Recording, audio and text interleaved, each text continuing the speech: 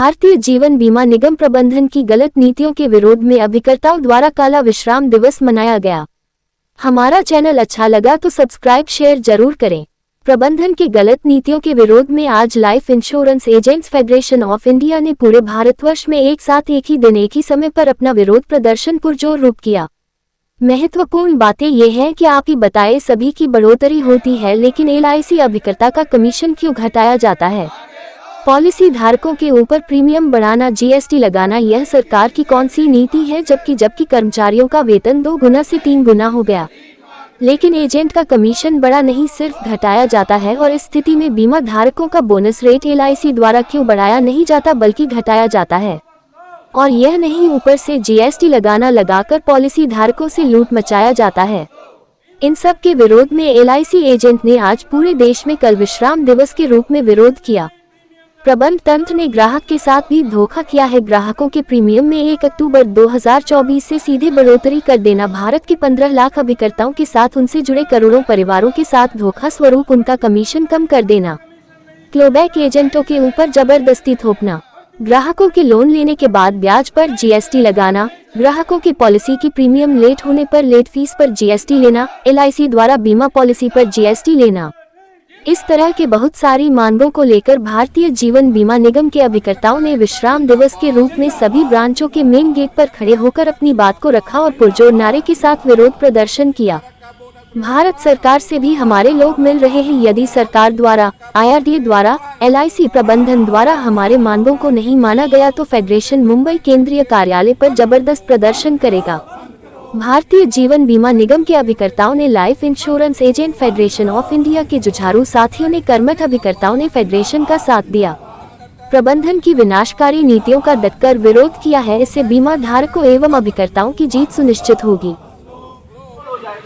तो उसके लिए आप लोगों का सहयोग है, आप लोग सहयोग करिएगा और हम लोग सड़क से लेकर संसद तक जहाँ इन स्थितियों में हमारे काम नहीं सकती, हर यूनिट, हर इकाई अपने अपने लेवल में काम कर रही है, क्योंकि अगर अभी नहीं तो कभी नहीं, अभी नहीं तो कभी नहीं। तो हम लोग आगे बढ़ के कर भी रहे हैं, अन्यथा यह जो आंदोलन है यह अभिकर्ताओं का स्वतः स्फूर्त आंदोलन है और जिससे बहुत सारे लोग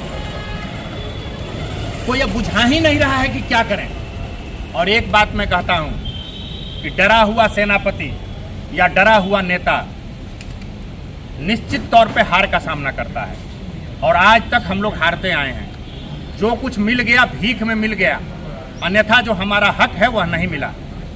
जो हमारा हक है, हमको आज तक पेंशन नहीं लागू हुआ और बड़े बड़े नेताओं ने, मैं बड़े नेताओं में नहीं हूँ, बड़े बड़े नेताओं ने हमको कहा कि पेंशन का जो है संवर्धन नहीं लीजिए, आएगा पेंशन। आया, कुछ लोग स्वर्ग सिधार गए, कुछ लोग बड़े बड़े पदों पे चले गए।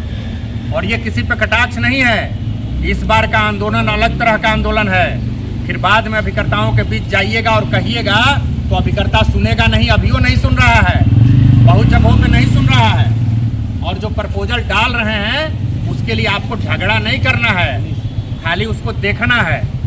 और कमजोर व्यक्तित्व का आदमी अगर पद पे चला जाएगा तो वो उस संगठन को बर्बाद करेगा।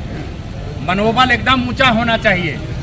हाँ ठीक है, कुछ बातें हुई होंगी हमारे राष्ट्रीय अध्यक्ष से, हम उसको इनकार नहीं करते हैं, लेकिन जो मनोबल हमारे राष्ट्रीय अध्यक्ष का है, हम सभी नेताओं को जानता हूँ, चारी जी को छोड़ करके सभी नेताओं को मैं जानता हूँ, व्यक्तिगत उनकी स्थिति को जानता हूँ, व्यक्तिगत उनके मनोबल को जानता हूँ, लेकिन जो हमारे श्री देवी शंकर शुक्ला में है वो किसी में नहीं है। एकदम क्लियर कट मैं बता रहा हूँ, कहीं कोई डर भय की बात नहीं है। हम कोई गलत बात नहीं कर रहे हैं, कोई गलत डिमांड हम नहीं कर रहे हैं। इसलिए आपको हमारा मांग जो है, जो इसमें लिखा हुआ है, एक भी डिमांड ये नहीं है। एलआईसी को बर्बाद करने की जो साजिश चल रही है उसको रोकना है।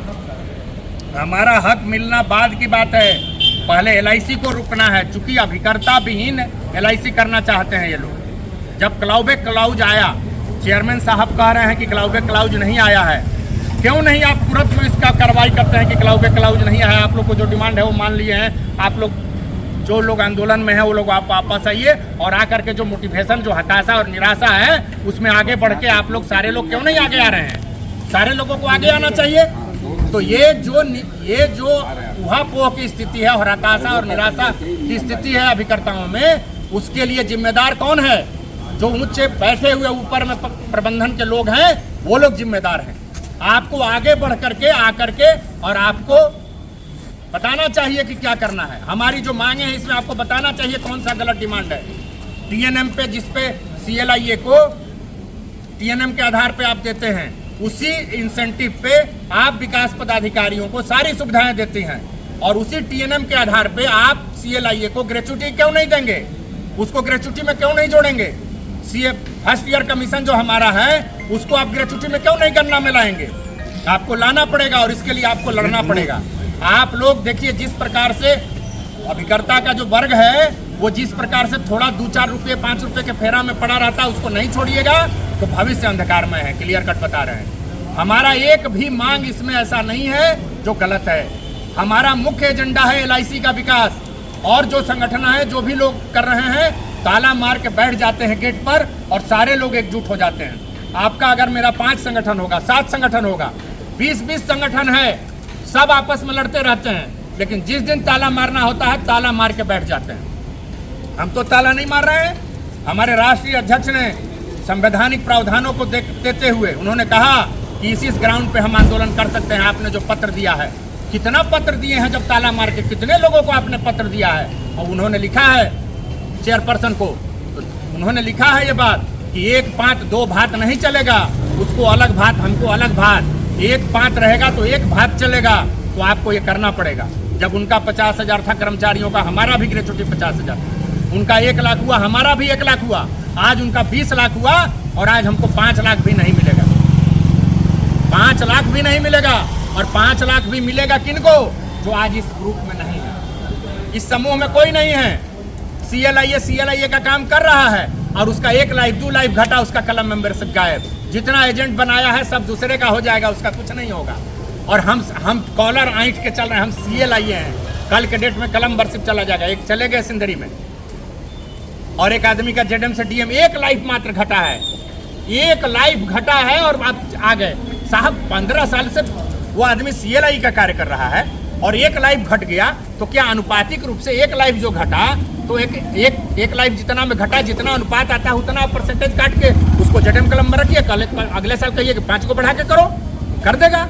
आप तो सीधे उसको मैंने मार दे रहे हैं, सीधा बात। ये कौन सा डिमांड गलत है? तो ये जब डिमांड सही है तो सारे लोगों को मिल करके और इस पर ढंग से दबाव बनाना होगा। हर एक साल 15% 20% बढ़ जा रहा है।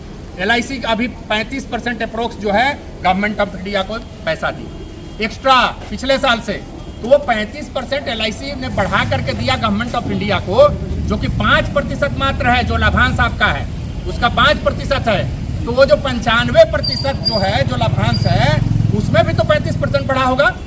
तो वो बढ़ना चाहिए ना, बोनस तो बढ़ाना चाहिए ना। पॉलिसी होल्डर का बोनस बढ़ाइए, और सिर्फ मेरा क्यों कटौती करिएगा? सबका कटौती करिए। अगर आपको एलआईसी को प्रॉफिट में लाने के लिए करना है तो सिर्फ मेरा ही कटौती क्यों?